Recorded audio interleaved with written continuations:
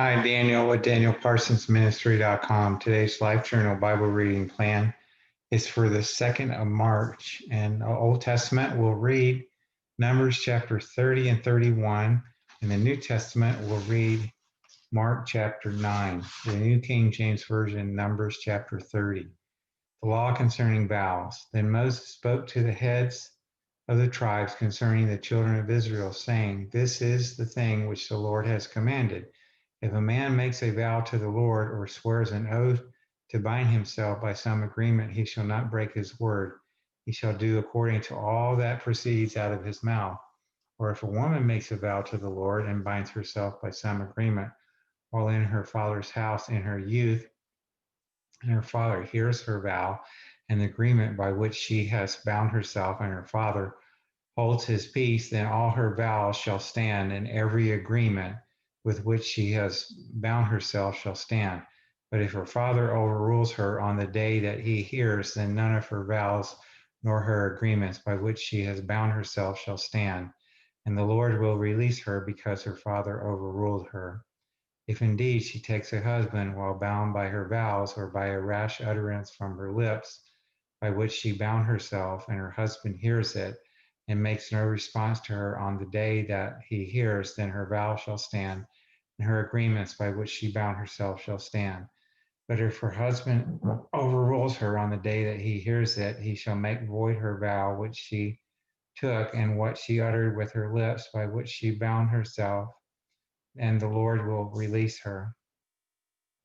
Also, any vow of a widow or a divorced woman by which she has bound herself shall stand against her.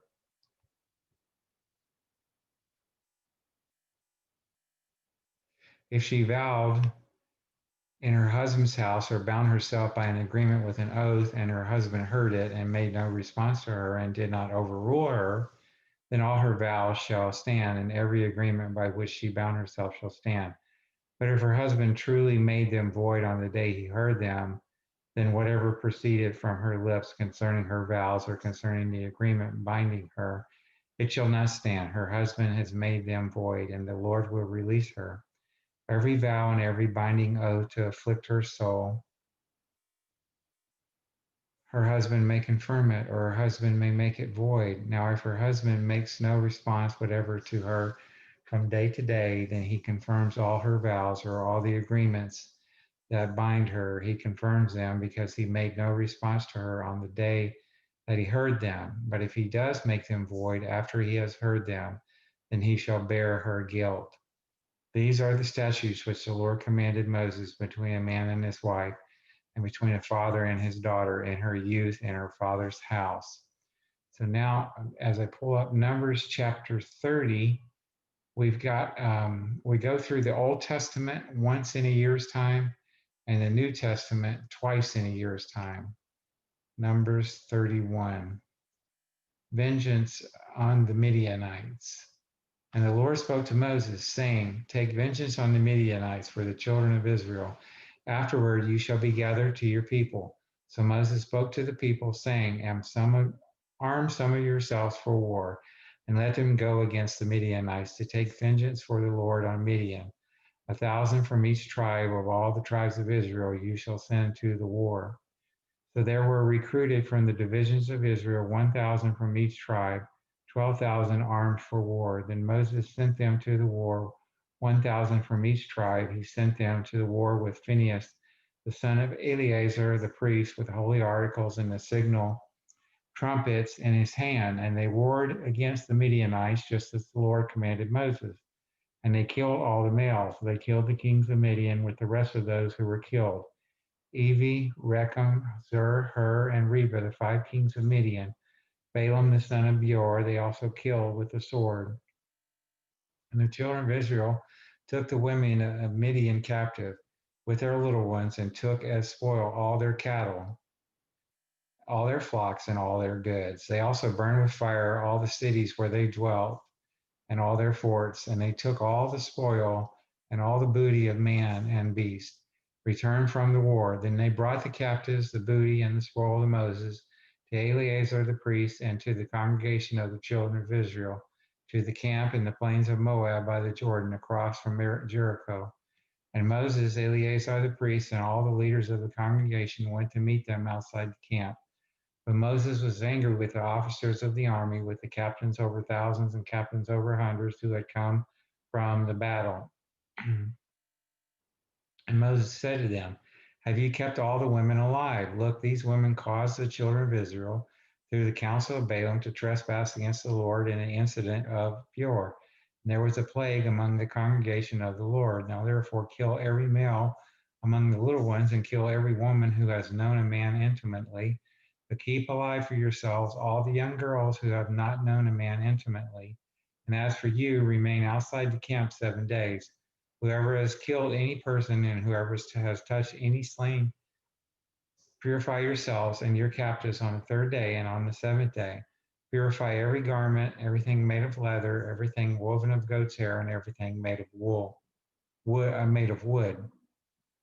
Then Eleazar the priest said to the men of war who had gone to the battle, this is the ordinance of the law which the Lord commanded Moses. Only the gold, the silver, the bronze, the iron, the tin, and the lead, everything that can endure fire, you shall put through the fire, and it shall be clean, and it shall be purified with the water of purification. But all that cannot endure fire, you shall put through water, and you shall wash your clothes on the 7th day and be clean. And afterward you may come into the camp. Division of the plunder. Now the Lord spoke to Moses, saying, count up the plunder that was taken of man and beast, you and Eleazar the priest and the chief fathers of the congregation, and divide the plunder into 2 parts between those who took part in the war, who went out to battle, and all the congregation, and levy a tribute for the Lord on the men of war who went out to battle, one of every 500 of the persons, the cattle, the donkeys, and the sheep, and take it from their half, and give it to Eleazar the priest as a heave offering to the Lord. And from the children of Israel's half you shall take one of every 50 drawn from the persons, the cattle, the donkeys, and the sheep, from all the livestock, and give them to the Levites who keep charge of the tabernacle of the Lord. So Moses and Eleazar the priest did as the Lord commanded Moses. The booty remaining from the plunder which the men of war had taken was 675,000 sheep, 72,000 cattle, 61,000 donkeys, and 32,000 persons in all, of women who had not known a man intimately. And the half, the portion for those who had gone out to war, was in number 337,500 sheep. And the Lord's tribute of the sheep was 675. The cattle were 36,000, of which the Lord's tribute was 72. The donkeys were 30,500, of which the Lord's tribute was 61. The persons were 16,000, of which the Lord's tribute was 32 persons. So Moses gave the tribute, which was the Lord's heave offering, to Eleazar the priest, as the Lord commanded Moses. And from the children of Israel's half, which Moses separated from the men who fought, now the half belonging to the congregation was 337,500 sheep, 36,000 cattle, 30,500 donkeys, and 16,000 persons. And from the children of Israel's half, Moses took one of every 50, drawn from man and beast, and gave them to the Levites who kept charge of the tabernacle of the Lord, as the Lord commanded Moses. Then the officers who were over thousands of the army, the captains of thousands and captains of hundreds, came near to Moses, and they said to Moses, your servants have taken account of the men of war who are under our command, and not a man of us is missing. Therefore we have brought an offering for the Lord, that what every man found of ornaments of gold, armlets and bracelets, and signet rings and earrings and necklaces, to make atonement for ourselves before the Lord. So Moses and Eleazar the priest received the gold from them, all the fashioned ornaments, and all the gold of the offering that they offered to the Lord from the captains of thousands and captains of hundreds was 16,750 shekels. The men of war had taken spoil, every man for himself, and Moses and Eleazar the priest received gold from the captains of thousands and of hundreds, and brought it into the tabernacle of meeting as a memorial for the children of Israel before the Lord. And now I need to pull up Mark chapter 9 for you. As I do, we've got hundreds of spiritual messages at danielparsonsministry.com. And my wife, Patricia, is a gourmet chef. She's got hundreds of really delicious vegan recipes. And you can research those at the Healthy Living tab at danielparsonsministry.com. So, Mark chapter 9, the transfiguration of Christ. And he said to them, assuredly, I say to you that there are some standing here who will not taste death till they see the kingdom of God present with power. Jesus transfigured on the mount. Now, after 6 days, Jesus took Peter, James, and John and led them up on a high mountain apart by themselves. He was transfigured before them. His clothes became shining and exceedingly white like snow, such as no launderer on earth can whiten them.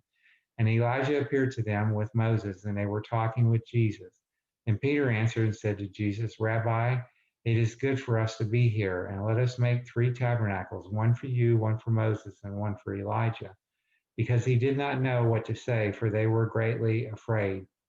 And a cloud came and overshadowed them, and a voice came out of the cloud saying, This is my beloved Son. Hear him. Suddenly, when they had looked around, they saw no one any more, but only Jesus with themselves. Now, as they came down from the mountain, he commanded them that they should tell no one the things they had seen till the Son of Man had risen from the dead. So they kept this word to themselves, questioning what the rising from the dead meant. And they asked him, saying, Why do the scribes say that Elijah must come first? Then he answered and told them, Indeed, Elijah is coming first and restores all things.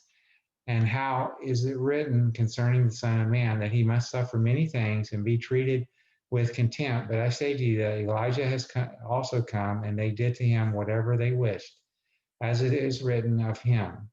A boy is healed. And when he came to the disciples, he saw a great multitude around them, and scribes disputing with them. Immediately when they saw him, all the people were greatly amazed, and running to him, greeted him. And he asked the scribes, What are you discussing with them?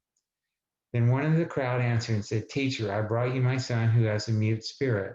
And wherever it seizes him, it throws him down. He foams at the mouth, gnashes his teeth, and becomes rigid. So I spoke to your disciples that they should cast it out, but they could not. He answered them and said, O faithless generation, how long shall I be with you? How long shall I bear with you? Bring him to me. And they brought him to him. And when he saw him, immediately the spirit convulsed him. And he fell on the ground and wallowed, foaming at the mouth. So he asked his father, How long has this been happening to him? And he said, From childhood. And often he has thrown him both into the fire and into the water to destroy him. But if you can do anything, have compassion on us and help us. Jesus said to him, If you can believe, all things are possible to him who believes. Immediately the father of the child cried out and said with tears, Lord, I believe, help my unbelief. When Jesus saw that the people came running together, he rebuked the unclean spirit, saying to it, Deaf and dumb spirit, I command you, come out of him and enter him no more. Then the spirit cried out, convulsed him greatly, and came out of him, and he became as one dead, so that many said, He is dead. But Jesus took him by the hand and lifted him up, and he arose. And when he had come into the house, his disciples asked him privately, Why could we not cast it out? So he said to them, This kind can come out by nothing but prayer and fasting. Jesus again predicts his death and resurrection. Then they departed from there and passed through Galilee, and he did not want anyone to know it, for he taught his disciples and said to them, The Son of Man is being betrayed into the hands of men, and they will kill him. And after he is killed, he will rise the third day. But they did not understand this saying, and were afraid to ask him, Who is the greatest? Then he came to Capernaum. And when he was in the house, he asked them, What was it you disputed among yourselves on the road? But they kept silent, for on the road they had disputed among themselves who would be the greatest. And he sat down, called the 12, and said to them, If anyone desires to be first, he shall be last of all and servant of all. Then he took a little child and set him in the midst of them.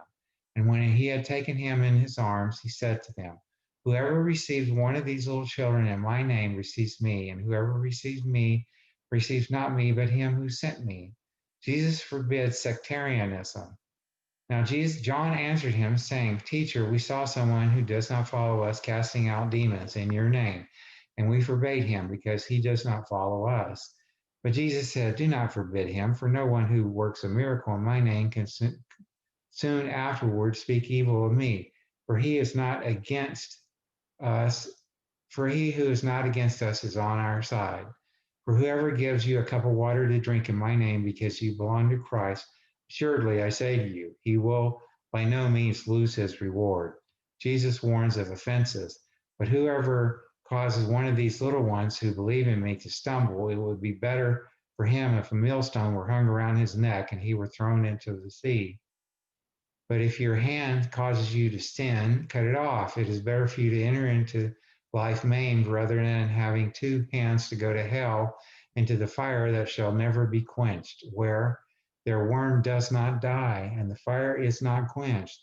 And if your foot causes you to sin, cut it off. It is better for you to enter life lame rather than having 2 feet to be cast into hell, into the fire that shall never be quenched, where their worm does not die and the fire is not quenched. And if your eye causes you to sin, pluck it out. It is better for you to enter the kingdom of God with one eye rather than having two eyes to be cast into hell fire, where their worm does not die and the fire is not quenched. Tasteless salt is worthless, for every wine will be seasoned with fire, and every sacrifice will be seasoned with salt. Salt is good, but if the salt loses its flavor, how will you season it? Have salt in yourselves and have peace with one another. That's the end of the Life Journal plan for today, my friends. God bless you until we're able to be together again. Bye for now.